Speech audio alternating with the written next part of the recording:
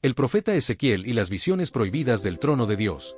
El sol caía sobre las llanuras de Babilonia con la misma intensidad con la que el desánimo caía sobre el corazón del pueblo. Los exiliados se sentaban junto al río Quebar, mirando el reflejo de un cielo que ya no les pertenecía. Eran hombres y mujeres que habían visto cómo su tierra ardía, cómo sus templos caían, y cómo los cánticos de Jerusalén se apagaban bajo el sonido de los tambores enemigos. Nadie hablaba. Solo el viento se movía, arrastrando el polvo y las lágrimas del olvido. Entre ellos estaba Ezequiel, hijo de un sacerdote, un hombre que había aprendido a servir en el templo y que ahora solo servía al silencio. Sus manos, que antes ofrecían incienso, estaban vacías.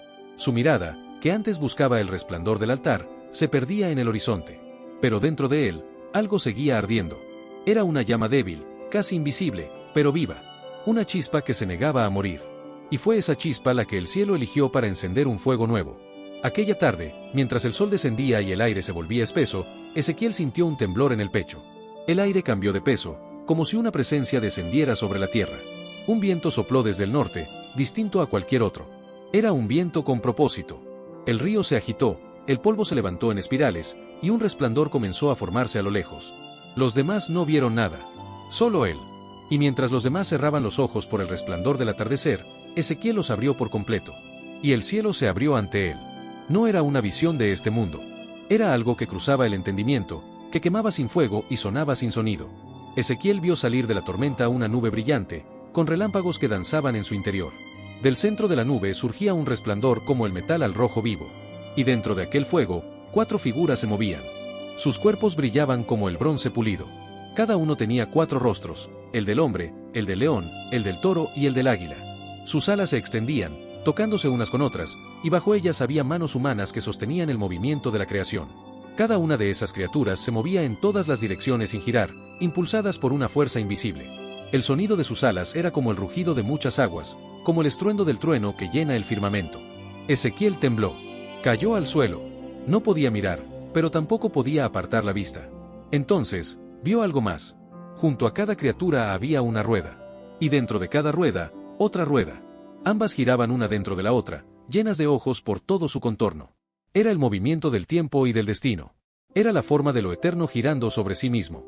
Y sobre todo aquello, un firmamento. Un cristal transparente, extendido como el hielo sobre las aguas. Y más arriba aún, un trono. De zafiro, de luz, de fuego y de presencia. Sobre el trono, una figura semejante a la de un hombre. Su resplandor era como el arco que aparece en la tormenta, una mezcla de fuego y de luz. No tenía forma definida, porque no era carne ni sombra, sino esencia. Ezequiel no podía respirar. Su corazón latía tan fuerte que el ruido de su sangre se mezclaba con el de las alas.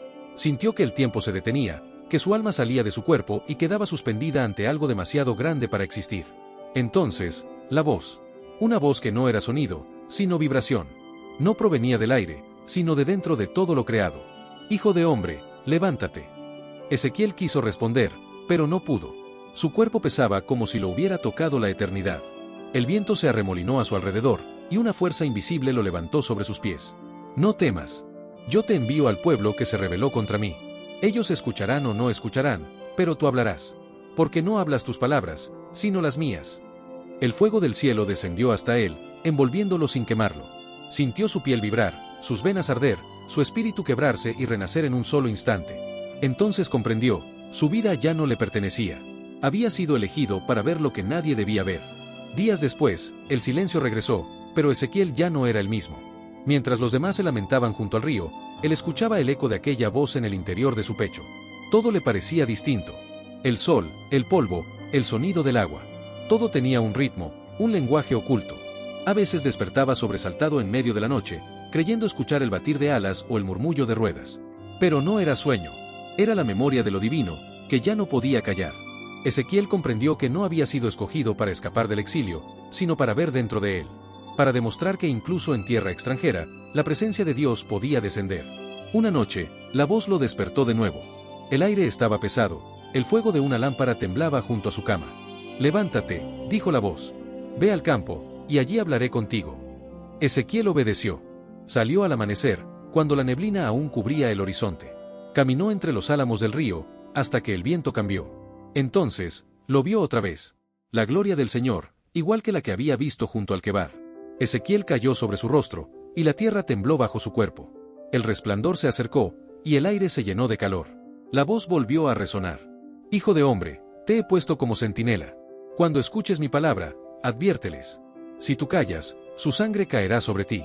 Pero si hablas, serás libre. El profeta se estremeció. No había descanso en su destino. Su misión no era consolar, sino despertar. No era traer paz, sino abrir los ojos de un pueblo dormido. Y aunque su corazón temblaba, respondió: hablaré, Señor, aunque mi voz tiemble. Las visiones comenzaron a multiplicarse. A veces lo envolvían de día, mientras caminaba entre los exiliados. Otras, llegaban en sueños que parecían más reales que la vigilia. Una tarde, mientras miraba hacia el oeste, vio algo aterrador.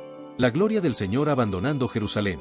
El mismo resplandor que lo había llamado, ahora se elevaba desde el templo, cruzaba la ciudad y se alejaba hacia el oriente. Ezequiel gritó, pero el fuego siguió su curso. Comprendió el mensaje. El templo, los sacrificios, los rituales, todo estaba vacío si el corazón del pueblo no lo acompañaba. Dios no habitaba en las piedras, sino en la fidelidad del alma. Y así, por primera vez, entendió que la gloria podía moverse.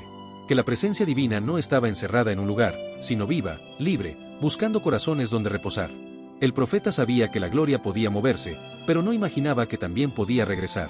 Dios se había apartado de su pueblo, pero no para destruirlo, sino para transformarlo.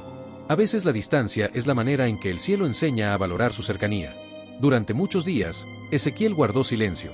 Era un silencio pesado, lleno de ecos y de voces que aún resonaban dentro de él. El pueblo lo observaba con recelo. Está loco, murmuraban algunos, habla con el viento. Pero otros lo miraban con respeto, porque en sus ojos brillaba una luz que no pertenecía a este mundo.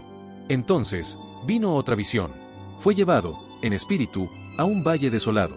Un valle que parecía no tener fin, cubierto de polvo y de huesos. El aire estaba quieto, sin canto de ave ni sonido alguno. Solo un horizonte gris y seco. Allí, la voz le habló de nuevo. Hijo de hombre, ¿podrán revivir estos huesos? Ezequiel sintió el peso de la pregunta.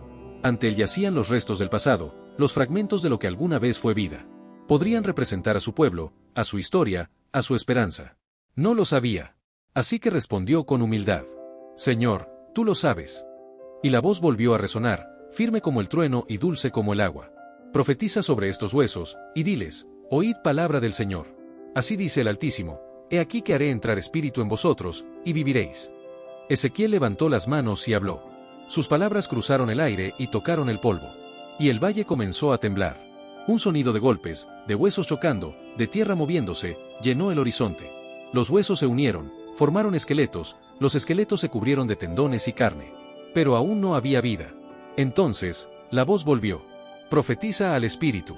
Dile que venga de los cuatro vientos, y sople sobre estos cuerpos muertos. Ezequiel respiró profundamente. El viento sopló. Fue un viento distinto, uno que no pertenecía al mundo de los hombres. Era el mismo aliento que había dado forma a Adán, el soplo que hace nacer a los mundos. Los cuerpos se movieron, respiraron, y se levantaron. Miles de ellos. Un ejército entero, renacido del polvo. Ezequiel cayó de rodillas, con lágrimas en los ojos. Comprendió que no había visto solo una resurrección física, sino el símbolo del renacimiento espiritual. La fe muere cuando el corazón se seca, pero basta un soplo de lo divino para que todo vuelva a levantarse. El mensaje era claro. No importaba cuán perdido estuviera un pueblo. Si el espíritu volvía a soplar, la vida regresaría. Pasaron los años, y Ezequiel siguió viendo. Cada visión era más profunda, más luminosa. Una noche fue llevado a la entrada del templo en Jerusalén. Vio las abominaciones del pueblo, ídolos, falsos altares, sacrificios sin alma. Entonces, la gloria del Señor se elevó del santuario y salió por la puerta oriental. Ezequiel lloró, pero comprendió, el templo debía ser purificado, el alma debía volver a ser casa del espíritu. Después, vio una nueva Jerusalén. Una ciudad que no estaba hecha de piedra, sino de luz. Un templo perfecto, medido por ángeles, con puertas abiertas a los cuatro vientos. Del altar brotaba un río. Al principio era un hilo de agua, apenas visible. Pero cuanto más fluía, más crecía. Ezequiel siguió el cauce. A 1000 codos, el agua le llegaba a los tobillos. A otros 1000, a las rodillas. Y después, a la cintura. Hasta que se convirtió en un torrente que no podía cruzar, porque el río se había vuelto inmenso. El profeta miró el curso del agua. Donde tocaba, nacía la vida. Los árboles reverdecían, los peces volvían, las flores cubrían los desiertos. En las orillas crecían árboles de fruto perpetuo, cuyas hojas eran medicina. Entonces, la voz habló por última vez. Estas aguas fluyen del santuario. Donde llegan, dan vida. y todo vivirá a donde llegue este río. Ezequiel se quedó en silencio. Había visto el ciclo completo, la gloria descender, alejarse y volver. El fuego, el viento, la muerte y la vida. Y comprendió que el trono de Dios no estaba solo en el cielo. Estaba también en el corazón que se deja guiar por el río. En sus últimos días, el profeta caminaba por las orillas del Quebar con una calma distinta. Ya no temía. Había comprendido que la fe no se mide por los templos ni por las victorias, sino por la capacidad de seguir creyendo cuando todo parece perdido. Cuando los más jóvenes le preguntaban, ¿qué viste, Ezequiel?, él sonreía. Vi al cielo moverse, decía. Vi el espíritu entrar en los huesos, vi el fuego hacerse palabra, vi el agua convertirse en vida. Y entendí que el Dios que me habló, aún habla. Solo hay que escucharlo con el alma. Ezequiel murió en paz, sabiendo que su voz seguiría viva mucho después de que su cuerpo se apagara. Sus palabras cruzaron los siglos, y su historia aún resuena cada vez que el Espíritu despierta algo dormido en nosotros.